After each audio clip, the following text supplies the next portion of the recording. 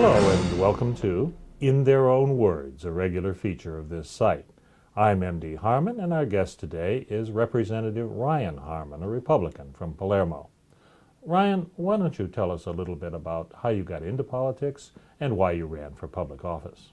I represent the towns of Burnham, Freedom, Knox, Montville, Palermo, Thorndike, Troy, and Unity.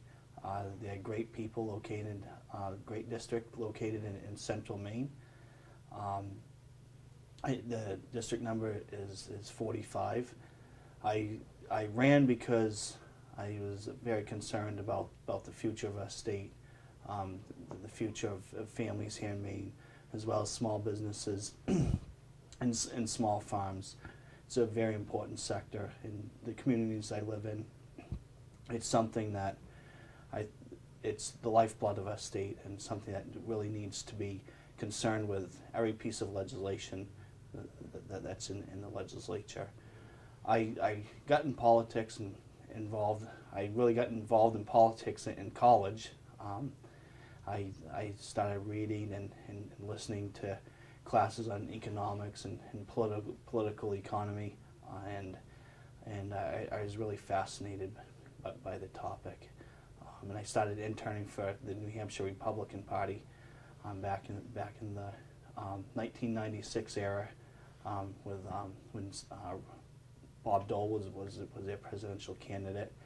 I then helped in other aspects and behind the scenes in politics, and ever since I've been pretty active in politics, and learning different things. So, but one thing I like more than anything else is listening to all the perspectives, listening to the residents in my community, and bringing those thoughts forward. And I really don't look at it as a political ideology. I look at it as a representative. You're representing the people from your community, and those are the things I need to be doing when I go to the legislature.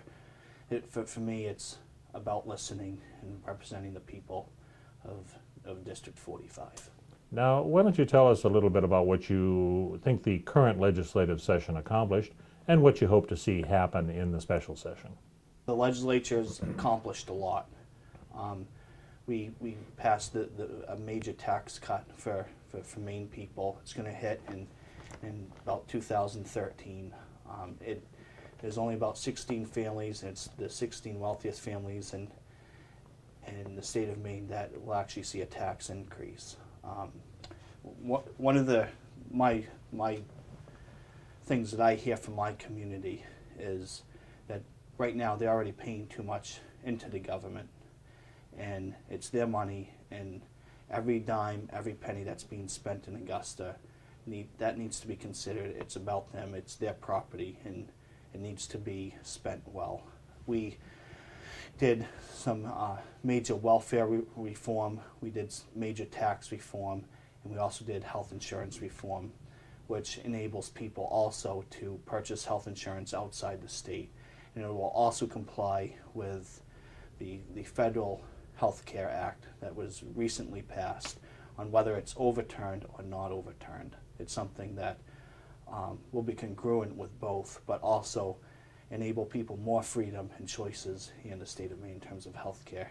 Those are the three major issues I believe that the legislature passed. In the next session, it will be very interesting. We have about a $200 million shortfall, and things are going to be very tight, and people are going to really have to work and pull up their bootstraps and do some listening around the state. What's going to be important for the Maine people. I know the governor's proposing to eliminate the tax on pensions, which would benefit state workers, would benefit people in the private sector with 401ks, would benefit people with 403bs, which are teachers and professors at the university level, as well as self-employed pension plans, otherwise known as SERPs. These are some major issues. I think we have a problem with people being able to retire in the state because they're taxed at about 8.5% right now, soon to be 7.95% on their pensions. When they leave the state, because you have states like New Hampshire, Florida, Arizona, they have no income tax. And when they go to retire, that's what they're looking for. Whether it's middle income earners, wealthy earners, and sometimes low middle income earners, they go where they're going to be able to save themselves money. If Maine can eliminate the taxes on pensions, that's something good. I think it's something great that the governor's proposing. I think it's something that the legislature should strive to pass. There's also going to be some other major reforms that we're going to need to do here in the state, and one of those is welfare reform. Okay. So, Well, that's about all the time we have. Thank you very much, Thank you. Representative Harmon. I appreciate meeting you.